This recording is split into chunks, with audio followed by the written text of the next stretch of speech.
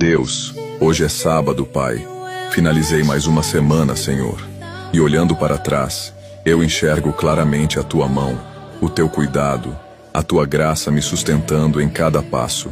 Se não fosse o Teu amor, eu nem sei onde estaria. Cada degrau superado, cada desafio vencido, tudo foi pela Tua misericórdia.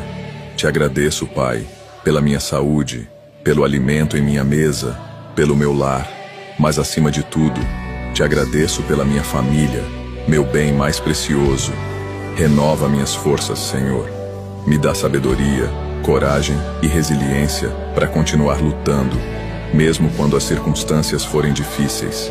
Que esse sábado seja um dia de paz, de descanso na Tua presença, e que a Tua luz continue guiando os meus caminhos e abençoando cada detalhe da minha vida.